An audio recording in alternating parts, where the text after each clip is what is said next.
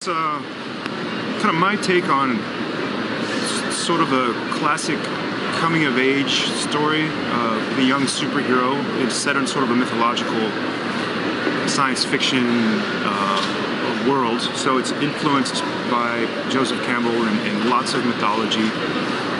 Classic comics like Jack Kirby's Fourth World, a lot of manga, lots of monsters, and so he's a boy god who doesn't really know what his power is, and his father is a war god, and he realizes the kid needs to have his first big task, so he sends him to this planet that's infested with monsters. He's kidnapping children and stuff, and he has to manifest his power through the challenge of figuring out what's the monster problem and how do we solve it. So sure, when I was a kid, I had a little friend, and we went to the library all the time. We had a good public library in Upper Arlington, Ohio, which is near Columbus, and that was like bliss, being 8 years old with a buddy. It's over the summer on a bike, go to the drugstore, get a bag of candy, soda, go to the library, get the books, and then just read everything. I was a voracious reader. And back then they also had listening booths with the LPs, so you could listen to music. So we just kind of hung out at the library. They had comics and spinner racks too back then, which was at the time exciting because comics were so hard to find back before the comic book shop era. Probably reference.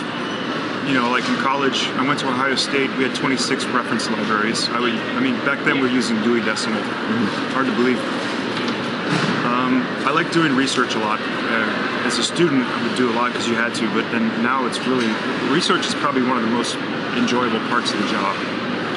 Like for Battling Boy, looking at, there's a house, like one of the superheroes has a house you see inside of it. I did a lot of research on, because this character's interested in the occult.